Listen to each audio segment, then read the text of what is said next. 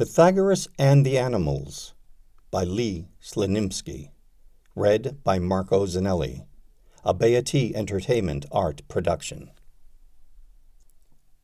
In this remarkable poetry collection, Pythagoras and the Animals, Slonimsky triumphs as master of sonnet, mathematician of rhyme and rhythm, composer of word music, and seeker and diviner of universal truth. Former poetry professor, financier, and lifelong student of Pythagorean philosophy, Slonimsky adds this 11th compendium to several preceding collections devoted to Pythagoras, his muse, spiritual guide, and alter ego. With supremely beautiful and transporting verse, Slonimsky weaves the key tenets of Pythagorean beliefs and their impact on future philosophers, mathematicians, and ultimately himself. Slonimsky is an American poet and novelist whose work bridges the lyrical and the mystical. He has published 10 collections of poetry in the United States, each steeped in a reverence for nature, number, and the unseen patterns of the world. His novel Bermuda Gold blends mystery with philosophical inquiry, and under the pseudonym Lee Carroll, he co-authored the Black Swan Rising trilogy alongside award-winning author Carol Goodman. His poetry collection, Pythagoras in Love, a meditation on harmony, love, and the ancient wisdom of numbers, has been translated into Italian, Greek, French, and Polish. Like his spiritual predecessor, Pythagoras, Slonimsky moves between worlds. In the realm of finance, he manages a hedge fund committed to the ethical treatment of animals. In the literary world, he walks as both poet and steward. He is the literary executor for the Library of Congress archive of Daniel Hoffman, former U.S. Poet Laureate and his beloved mentor at the University of Pennsylvania, carrying forward a legacy where poetry and mentorship intertwine like constellations in thought. 1. The Square Root of Glide. Rivals. The beauty of a concentricity of pebbled ripples is obedience to laws of shape and speed, a fluid pie, suggesting stone and water's sentience, number ruling shimmer. What aesthetics in the pleas of patterns, black fly loops and snake slick undulations, mirrors tricks played by a branch-etched pond, a swallow's swoops. How humbling, though, that raised trajectories are so well plotted that bullfrogs can count to 5 and 6 in thrum response. A breeze perform equations abacus cannot. His mind's no greater than this floating bee's, mere sliver of the sun's.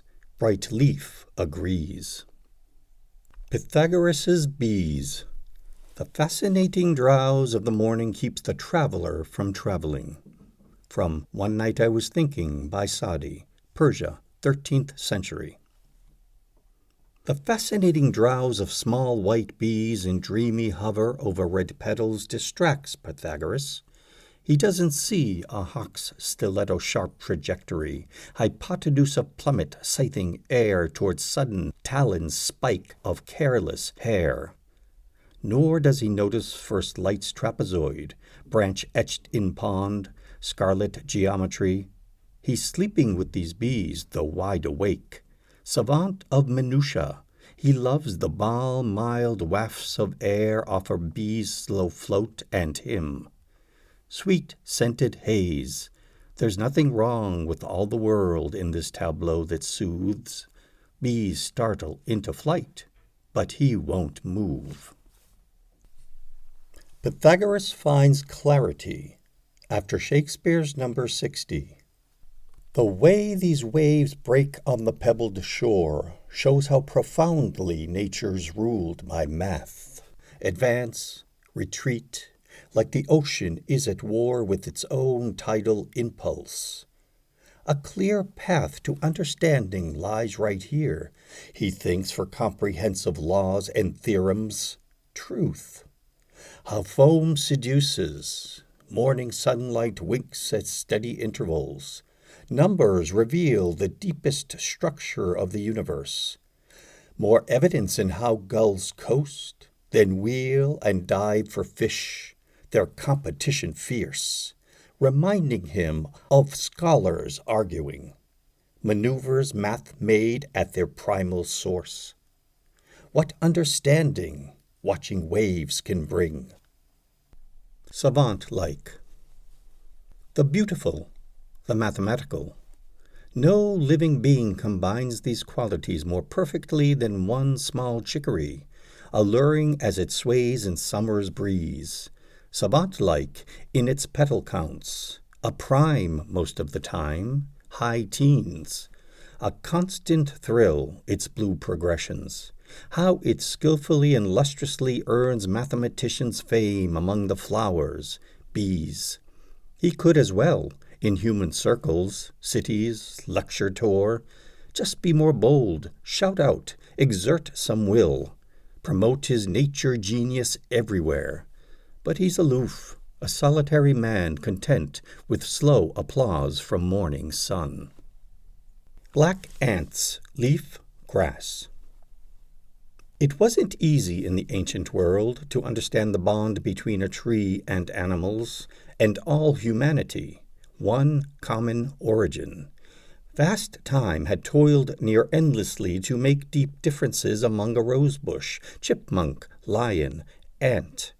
And as for trees, never a modest hint of kinship with the walking, or a sense of common parent. But Pythagoras went walking in cool woods, and a round leaf fell on his hand, and he perceived a vein in its smooth texture, just about the same as in his hand. He formed a rough belief in common origin. Ants, lions, grass. Pythagorean scholarship.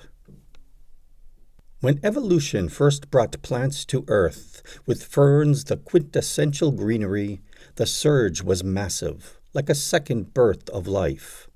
All this through deep psychology, Pythagoras intuits in a dream, where dragons are remembered dinosaurs, where histories much more than names and wars and stars write origin in sparkle, gleam. He knows his thumbprints far more than it seems. Its whorls the residue of cosmic spin, a leaf's green-blooded veins where his begin. In dreams his scholarship finds far more themes than from papyri or an abacus. The world sprang from a single seed, he'd guess. In common. So fascinated by the math of birds, their sequenced calls, parabolas of flight, that he counts much of the day, then watches curves of perfected winged design in fading light. Convinced these are his peers, he longs for some discussion of joint principles, why 3 recurs the most in patterns, why the sum of one bird's notes is different from the next. But silence greets his warbles. So remote the language links that there can never be the clear speech of a lecture in these woods, or musical analysis. Just breath, intaken sharply at the width and breadth of beauty's movement. How a math bird flutes. The square root of glide. Triangulate these platinum-hot rays descending from their hazy shroud of cloud, to glisten on long dew-drenched leaves with pond's green shimmer and hypotenuse of breeze. To calculate grey hawk's square root of glide, of azure soar, trajectory beyond far sun-streaked hill, returning in ellipse of wing-etched, taloned ease. He can't decide what's more impressive, flight's geometry, or what her view must be from cloud-ribbed perch. He longs to gaze from heights, a sudden lurch, then surge aloft as wings begin to grow upon his back. This world of seethe and turmoil slips away, replaced by slow ascent and glide towards sun. Uncertain. Tangle, bramble, wind-demented sprawl, the woods in wake of storm praise chaos well. Observed from high above, from flowered hill, such rack in ruins of fine logician's hell. Bolt splintered trunks and muck-smeared branches scrawl a litany of why not to believe. And nothing, not the symmetry of leaves, nor roundness of the sun, nor rays' straight lines, persuade him of a meaningful design. But he takes pleasure anyway, this dawn, in minute logic's spell. Philosophy from perfect spacing in a warbler's notes, the gentle arcs on which a plump bee floats from purple to pale pink. Then there's the sea beyond the forest, glimmering slow waves obeying math. The diamond foam believes. Logician of the Leaves. He's always had two separate tendencies, the mystical, the mathematical. They now emerge anew with leafery. Initially he sought out prophecy, leaves dangles, angles, shapes as oracles, but nothing works. And now there's April's breeze, and how its ripples change leaf patterns so. A calculus, math's challenge for Pythagoras, to summon theorems from his abacus, interpret what spring's leaves and breeze may know. Leaf shadows in late morning can enhance precision in his gaze, like second looks at shift and blur, at sway. Yes, best he takes logic alone from breeze and leaves' bright dance. Interpreted by Pythagoras. While others listen to the songs of birds, he's wrapped up in just how they do their math. Note sequences for him are quite like words communicating on this leafy path. A bird's ear view of sunlit ratio, of repetition, formulae, and pi. Their harmonies reveal that some birds know so much of math that even as they fly away at his approach, they calculate their angle of descent to nearby trees. Geometry of flights beyond debate, enabling them to surf the morning breeze. He hears them now, more distant, pattern cries beyond what rhythm's chaos might devise. 2. Hope. Before Elena and well after. Pythagoras has made a date to meet his former Stoic rival. Talk about events of long ago. 2 men, 1 woman. Hurts still linger, stalk their chance encounters in the street. Let's clear the air. He's early now. A crow is nibbling at some crumbs nearby. No one else is here. He's ready to wait an hour or so. The man's a fiend to not show up. Their rendezvous a lie. But no, he'll come, in all this heat. And sure enough, around a sun-soaked bend, in a hilly lane he now appears, like hurt from long ago. The sunlight sears. Pythagoras remembers Elena. He dreams of times when they were both so young, and held love in their hands like ripest fruit. So often strolled these paths, embraced among the courting birds who sang of love's pursuit. Yet then he'd glance away, his look turn vague, some number problem darkening his mood. When she looked hurt, he wouldn't dare explain, why tell her that math was his highest truth. His mission was interpreting the plan by which arithmetic created all. Elena sparked his nature as a man, but numbers held his mind in passion's thrall. This evening, as he counts all oblong stones, he can't remember feeling so alone. Pythagoras listens for love. How blind the blonde caresses of the sun which tenderly embraces him as well as orange leaves, their summer lush undone, and geese in eastward flight, whose pattern tells of mathematics' ruling wind-whipped skies. But he can't feel the love that light gives leaves, nor be betrothed like leaves are to the earth. He needs Elena's warmth, her lips and sighs. Her absence overrules his feeble search for solace in a noisy, sun-split breeze whose calculus arranges nearby clouds and measures swaying angles of the trees. He listens for her love, hears not a sound. How cold the empty air, the wind-streaked ground. Elena's truth. A second forest shimmers in this pond, its leaves pure gleam, its bark the art of light, its tapestry green wizardry of glass. Pythagoras' thinking goes beyond this fraud, which victimizes naive sight, to how the present conjures up a past, unreal as mirrors sorcery. Time bends all images, as wind distorts these woods and water. As for words, they slowly blur and fade like ripples. Math alone defends some last bastion of memory. He should regard his life as water's tree, a dream half light, half haze, all false. Yet love for her transcends the senses, truth beyond what seems. Pursuit. Yes, radiant lyre, speak to me, become a voice. Fragment of Sappho, number 118 from If Not, Winter, by Anne Carson. How small the weight of light, even at noon. The pond is barely creased by shimmer, gleam, as leaves thrust rays aside.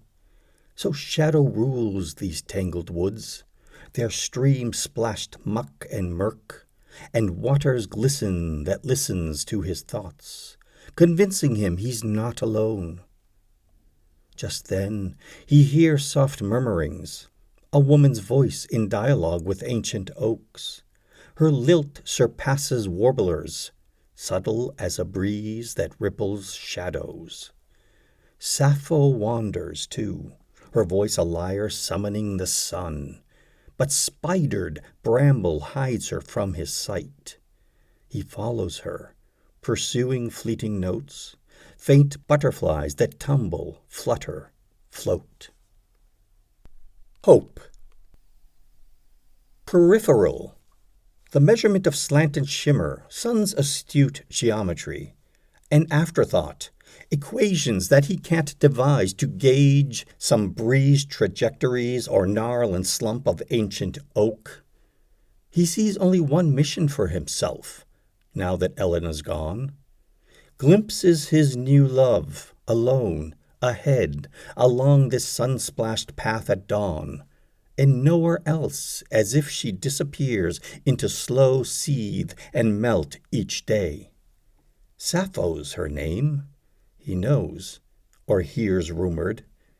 She'll love him some day like the hawk that glides above, calmly waiting for her cloud-shrouded mate. Or else he'll merge with dappled leaves, no more of his own and for him. Hope soars on broader wings than even love's. He'll wait. 3. Exile with wings. The victory of form. A heart-shaped flight of geese traverses light that lathers water with last lavender of day. This winged suggestion of a love both geometric and more lasting than implacable and devastating time is consolation for the barren rhymes of solitary day on day, exiled. For beauty is the victory of form, and form's immortal, the begetter of all flux and matter within sense and sight. Of hearts these geese have crafted flight to style in feathers on a fading sky. He's torn between such symbolism which consoles, and wounds of absence reason will not heal. Exile with wings.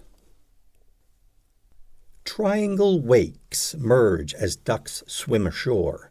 These gleaming ripples, clear phenomena of math and curves, like V's with which birds soar, or heavenly trajectories of stars, or variations in the sun's swift rays which, arrowing, can measure each new hour. Pythagoras has spent so many days observing these ducks swim and gray geese soar that mastery of winged creation's math has come to him, as if his mind grew wings. So solitary this trans-species path, which makes him long to tell his thoughts to birds. If only wind could translate a few words, his flesh would feather, dullest speech would sing. Arrested in exile. It's onerous at times, his self-assigned, his prisoner's assignment. Count the trees on 90 wooded hectos, property of Metapontum royalty. He sees no way to find a formula for sprawl. A tangle, mayhem, wind-cleaved branchery, last night's storms, wild and murderous assault, do not allow for trigonometry or other measures. Now, late afternoon, he spent, his only thought a cooling breeze, a rippling stream. He naps, but must awaken soon. If spotted by a guard, he could return to underground entombment, endless dark where madness lurks, and awful silence burns a hole in any thought. He struggles awake. Discovery would be a fatal mistake. Consolation in the gloom.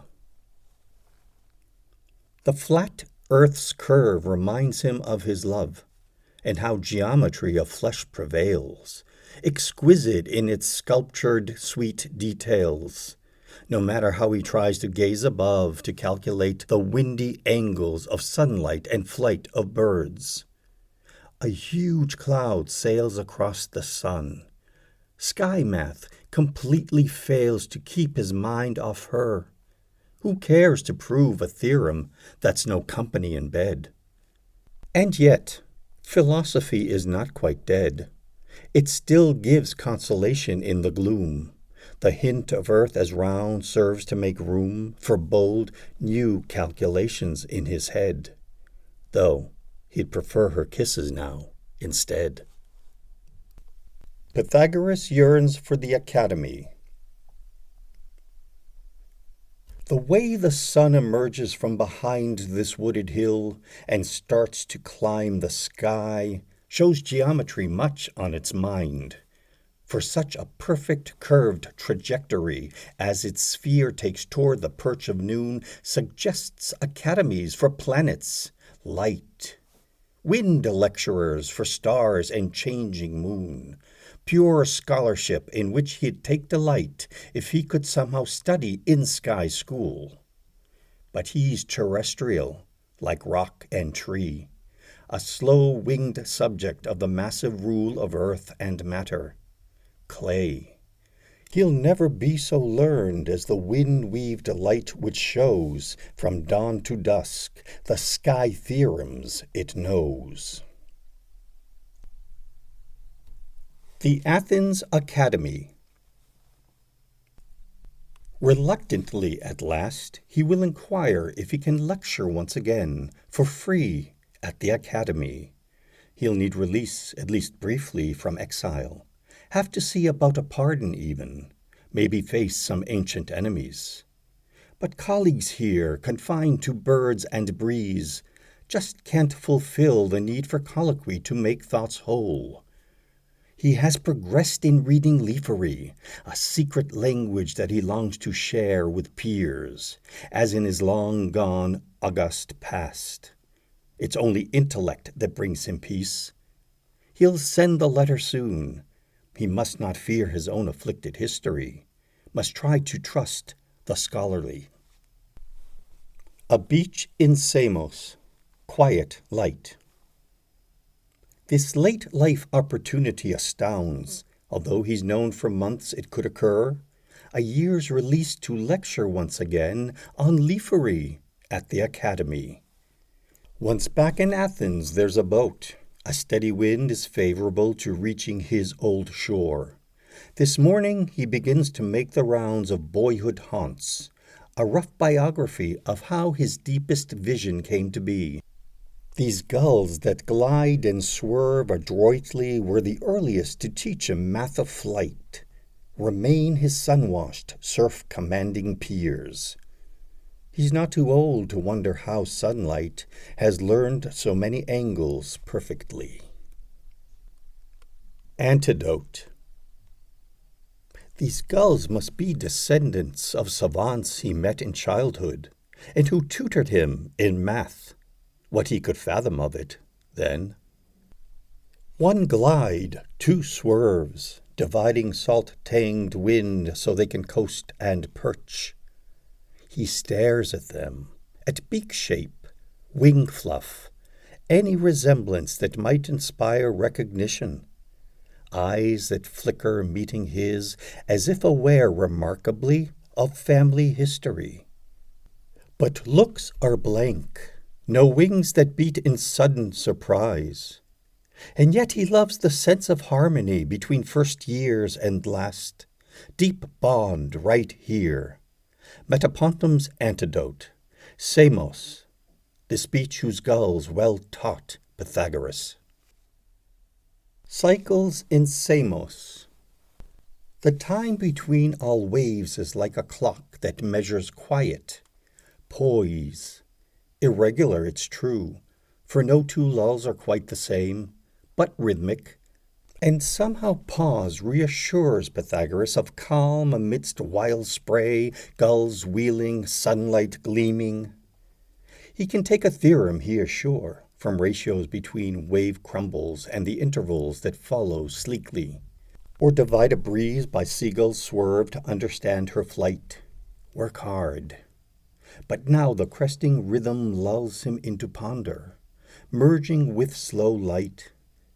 He's of this surf, he speculates, from wind. Soon after crests crash down, new waves begin. Gulls who soar. His lecture is successful, and he's told he can return from exile permanently. 4 talks a year, 3 on geometry, and 1 that lauds the king who, though grown old, still craves renown for patronage of thought, of finest scholars. Yes, he started wars, but no one's perfect. Mind is my true cause. Religion, faith in calculus and wit. Pythagoras recoils from love of war, and yet loathes Metapontum, barren, harsh. He's torn between his ethics and his wish for freedom, that of gleaming gulls who soar above the foaming surf, beyond all strife. Deciding's difficult, thoughts sometimes drift. Pythagoras's garden. Cloud flowers bloom this windy afternoon, their garden sun and air. Then hint of rain, sun-splashed, enormous orchids floating to an evening's crackling violet rendezvous with storm. Astounded by their beauty, he must count each petal, arc, each dappled coil, white shimmers surging from a dank blue soil. For he cannot distinguish math from art. Arithmetic's aesthetic. Absurdly, he even measures moments of his heart, and calculates amounts for love and lust, though lately they're near nil. An abacus can't conjure passion from some rain-slick stones. In exile, numbers mean he's all alone. 4. Professor Emeritus. Professor Emeritus. The most precocious of his students are these hummingbirds, geometers of flit, savants of hover, scholars of June air, Their formulae can stabilize a breeze, triangulate sunlight and gnarls on trees, calculate a worm's trajectory as it divides muck in its sluggish surge. Pythagoras, impressed, cannot compete with how they gauge swift ray-splashed angles, merge feathered scholarship with dart and dance. He tries to count their wing beats on his abacus, divide into warm wind, except his eyes have trouble following the emerald blur, which makes more difficult a measurement of ratio of glide to how wings were. The frustrations of aging. It's hard to gauge the speed of falcon flight when birds come hurtling toward you from a cloud. The calculation strains the best eyesight. It's hard to gauge the speed of falcon flight at noon, sunset, or late one starry night. Pythagoras can't manage. Now he'll brood. It's hard to gauge the speed of falcon flight when birds come hurtling towards you from a cloud. Pythagoras's Lament. A shortened month, 3 weeks left in it now. The flutter of a butterfly demands exotic math to fully comprehend. And he is lost.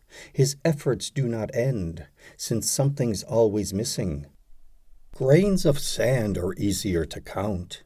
No rationale for white-winged chaos can be found. The lurch and drift, soft float, mislead his mind in curlicues. He grapples now with fail.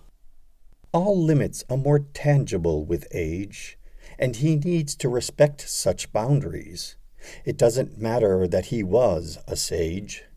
His grasps reduce more to simplicities, and even worse, his focus can be brief, hurt by the grip of time, that hawk-like thief. The Afterlife of Numbers. For my father. In documents inherited quite late upon his ancient father's peaceful death, Pythagoras has recognized his fate, that mathematics is his blood and breath. The business language notes have left him cold, as do his father's weapons.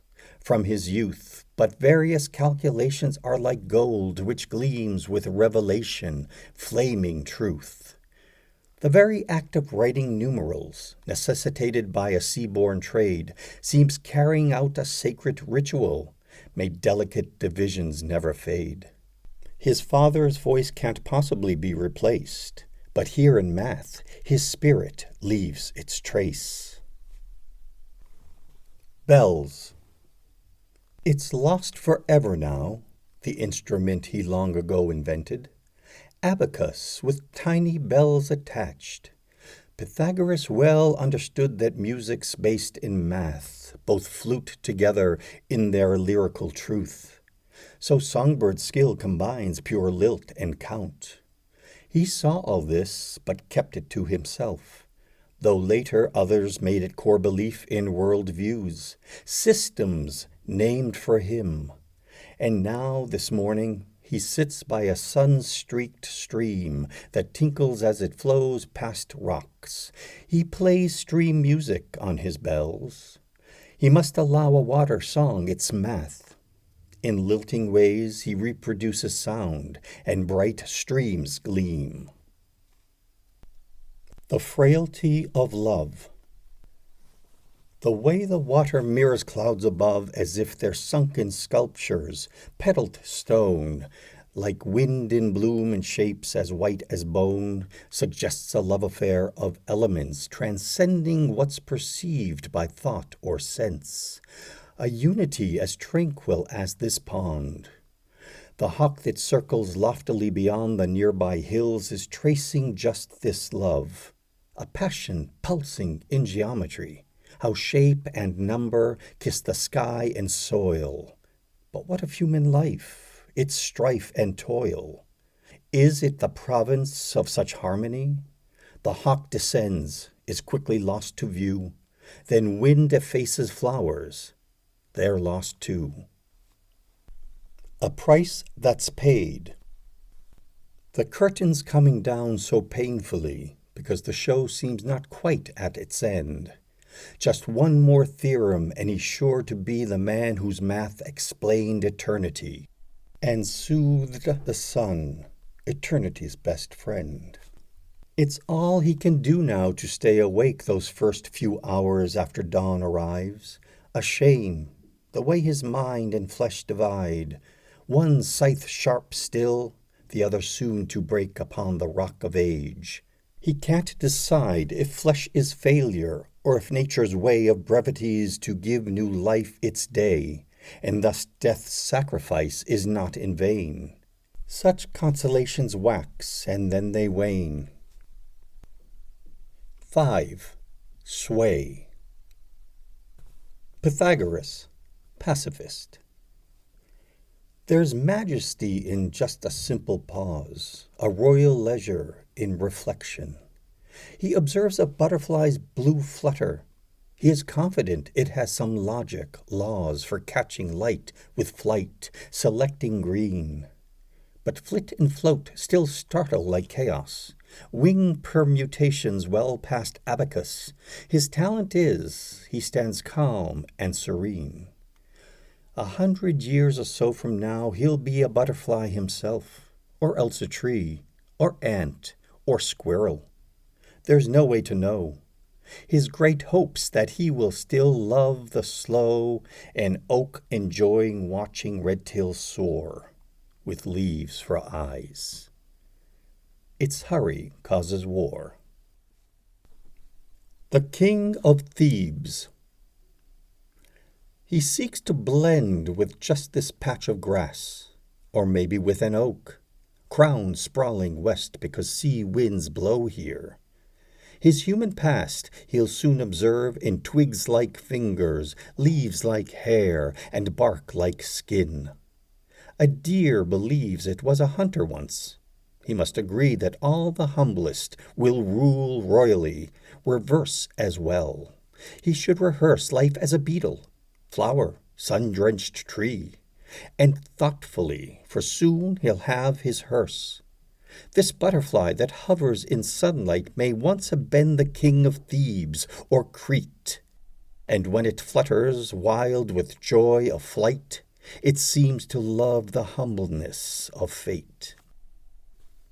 Transmigration in the future. His final lecture of the day is done, Perspectives on Pure Trigonometry. His teaching aids, distinctive branches. When the sun goes low, all angles blur. Truths flee the classroom for deep shadows. He finds rest on one gnarled branch and settles his blue wings. Observes his youthful pupils flying loops above tall trees. Sometimes he might insist on their retracing angles learned in class, but not today. His favorite pupil sings while others freelance flight.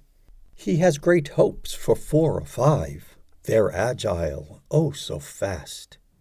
When human, he'd loved teaching, mentoring, and that's unchanged. He's richer than a king. Pythagoras looks ahead. His fingers slide so slowly into leaves, as arms become thick branches. Greenery is clothing now, for wear through centuries, until his guise bows to mortality and he's reborn. Perhaps as dragonfly, the too brief prince of glide, descend and skim whose June cannot go past September.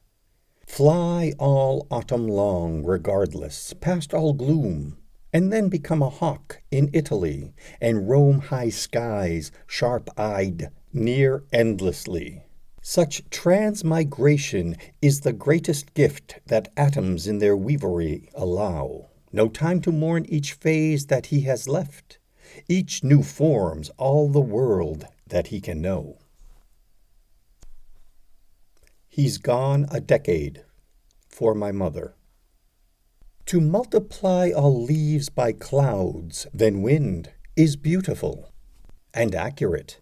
It gives a unity to chaos. Math begins in small details. Flight's angle, length of waves that roil Aegean waters. Theorems prove not only ratios, but numbers, love for breeze-blown shimmer, water splash, bees buzz, the way fierce hawks climb light.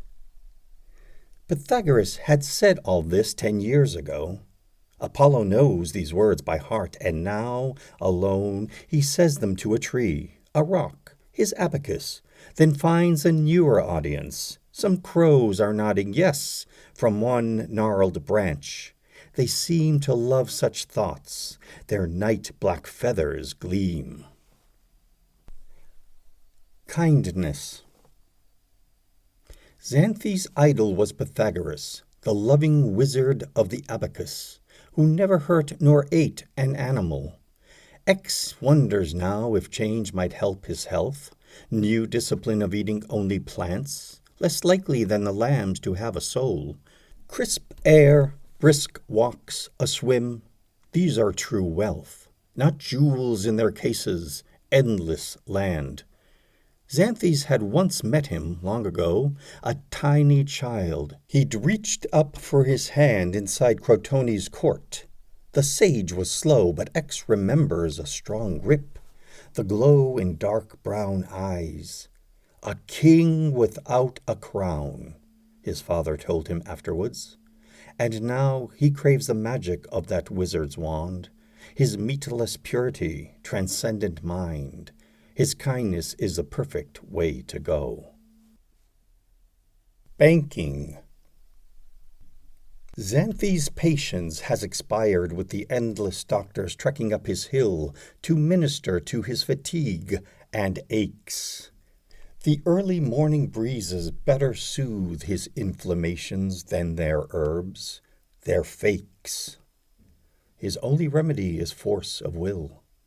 And then there is his pool, mid-afternoon, the water sun-ray-ribbed bright shimmer, warmth suffusing his cold bones. Athens below distracting him. He's calm, yet wishes so for youth's return. He's found out life's a loan, the interest payment rising every month. Not wealth nor medicine can cure his drear. His view this afternoon is all too clear. Johannes Kepler. Johannes Kepler fancied that the soul, the spirit of Pythagoras, might have rebirthed in him, bestowed his cosmic role upon him in a triumph for the past. The history of thought told him to look for circles as the principles of space, but observations, not ideas in books, declared ellipses as the orbit's way. He moved from Greece into the Renaissance with recognition of complexity. At times his hope some circling provenance to rule the skies above platonically. Sometimes when his uncertainty grew bleak, he wished his soul's great mentor could still speak. Pythagorean Discipline, 202 BC. E tells his students to range far and wide and find examples of a natural math that's comparable to humans. In a week they will discuss. I have observed the tide, precise in its progressions. I've found truth about prime numbers with the chicory, its petal counts blue patterns. Raindrops, leaves, a ratio's accessible if you are patient. Also one between the dew and dawn's first rays. The last to speak. I simply sat and watched how sunlight moves across my garden. Such geometry compares to humans. I cannot decide which one's superior. Depends on mood. Blaze. For Carol. The summer that we climbed the 7 hills, the Forum offered up Pythagoras, his pillared bust agleam in late-day sun, his gaze suggestive of some calculus, or wistful dreams of long-lost abacus. In ancient places, so much time is in the stones and bones that time can sometimes spill onto one's fingertips, that lightly graze a marble forehead, eyelid, rounded chin. before they slip across a lover's palm and conjure up love's immortality. Not stone's endurance, but the surreal calm that comes to us in sinking sun's red blaze, and fire blesses your perfect beauty. Sway. This red-leaf love defies mortality for just an instant. Wind-strewn October, yet it warms my blood as if I were still human. Now a tree for centuries, with slow days fine to brood on this and that.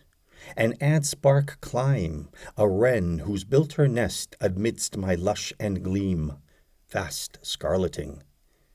I find fall's tinted swoon warms lustrous air and cloaks me to my roots. I've had 5 lives all told, none what they seem, as gnat, bat, toad, Pythagoras, all truths, and yet mere visages, clay, blur of dreams, a move from one to none, then back again. I seek serenity, or love, a friend to sway with me in the wind, and cheat the end.